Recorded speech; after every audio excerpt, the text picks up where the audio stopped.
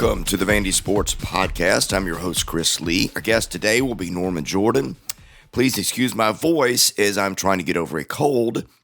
This episode presented by Wellspire, Nashville's Learning and Development Center, which is located in the Gulch. Stop by for an event with world-renowned speakers or host an off-site event that will wow your team or your clients.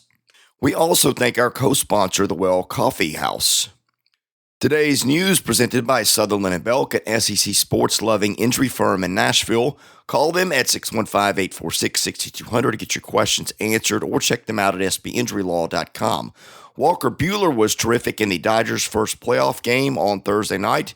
Buehler threw 6 shutout innings, struck out 8 as the Dodgers beat Washington in their first playoff game. The guest line presented by Bowling Branch, started by Vanderbilt graduates Scott and Missy Tannen. I've used Bowling Branch sheets for about 6 years now. They're phenomenal. You could try them too. Go to bowlingbranch.com. That is spelled B-O-L-L. Enter the promo code Vandy. Get $50 off your first set of sheets. You can return them if you like within 30 days, but trust me, you're not going to want to. Norman Jordan joins us now. He's the color commentator for Vanderbilt football. Norman, thank you for joining us on a really busy weekend for you as your daughter gets married. Well, thank you, Chris. It's getting a little hectic the closer we get.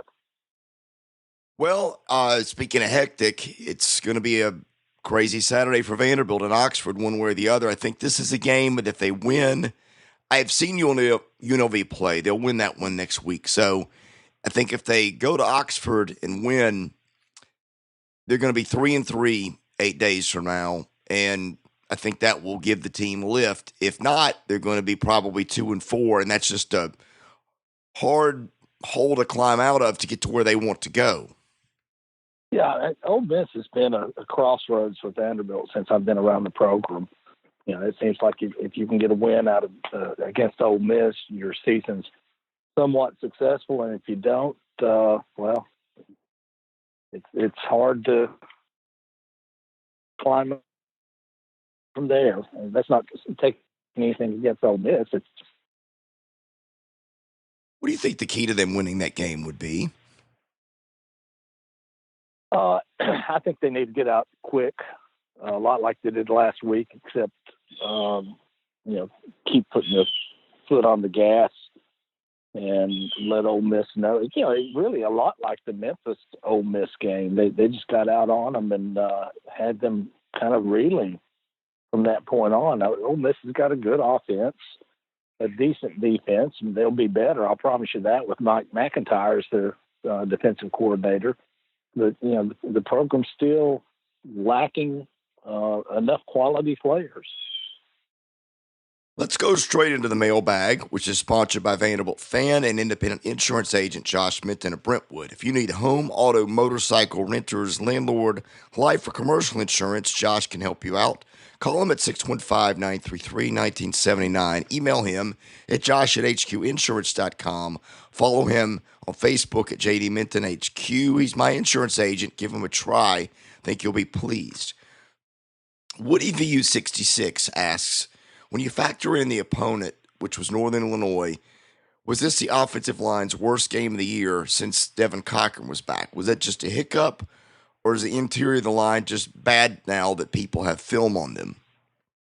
Well, I've talked about this before, and I think a lot of it is that they got to find that combination. They plugged in a lot of people, and I don't think quite found the combination yet. And I keep talking about the chemistry of an offensive line being more important than having the 5 best in there. But, I think people that underestimate Northern Illinois do so at their own peril. I mean, they won the MAC last year. They're a good football team. They're, I was talking to the radio guys before the game, their radio guys, and I said, there ought to be a rule if you're running the sports administration program, that the first rule is don't play the MAC in football, because there's a lot of downside to it. A lot of good teams have come out of the MAC, and they've had a lot of upsets over the years. Back to the line thing, I think it's something that's fixable. I really do, but they just got to find the right 5 to plug in. Nashville J asks, why do you think that Vandy has not been successful in the passing game past 10 yards beyond the line of scrimmage? It's interesting.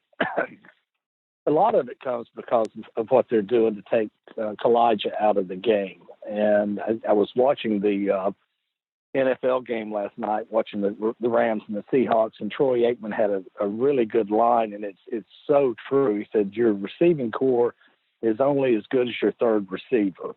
And what he's saying there is, if you got one really good and two okay, they're going to take the really good away from you and leave you with the okay. If you got one really good and two pretty darn good, it's hard to defend that. There aren't many defensive pass schemes that you can come up with that can stop, three very effective receivers. Door 3008 says, any concern about Keyshawn Vaughn fumbling the ball twice the last two games? Fortunately, the LSU play was whistled dead, and Northern Illinois could not recover his fumble, but that's got to be a concern, right? If NIU recovers, Well, Vandy doesn't score on the next play to Lipscomb, and who knows what happens. Yeah, no, that it was a big issue, and but if you look at the number of touches he's had versus the number of fumbles, and one thing that's hard for certainly me to understand that a lot of people don't is the way that they rip at the football these days. It's darn near impossible to hold that ball in there when you got a 300-pound guy that's just pulling on you and trying to get that ball out. When I was playing, they just didn't do that. And it was just, they tackled you and you went down. And now as you're going down, they are ripping that ball. And so it can be almost possible to hold on to it if they get it from the right angle. Vandy Nash says, if you were the offensive coordinator, what's the one thing you would start doing on the offense that they are not doing now in their play calling? I would make sure that I had X number of touches from Kalijah, X number of touches from Keyshawn, and X number of touches from Shaw at least, pick your number, 8 times, 10 times, 12 times, whatever it is for each player. I would make sure that they did that. And the reason I would do that is Keyshawn, he can go in there and have a 2-yard gain, a 1-yard loss, a 3-yard gain, and he's getting everything out of it he can. But then all of a sudden he breaks a 50-yard run, which he's so capable of doing. And as far as I'm concerned, that's like having an additional passing game. If you've got a guy that can break out and do the big one on, one big run where he just breaks a crease and then outruns everybody, that's a darn good passing game right there. Tor King wants to know how current attendance compares to your playing days and what can be done to improve attendance. Well, it depends on what playing days we're talking about. If it's freshman and sophomore year, it's really good attendance. If it's junior and senior year, it's kind of lackluster. We saw that we ran the gamut as far as attendance when I was there. A couple of not so good teams to a couple of pretty good teams. So it was a tough ticket in '81 and '82. But you can get a couple of tickets by buying a 10-cent loaf of bunny bread when I first got there. So the attendance, it's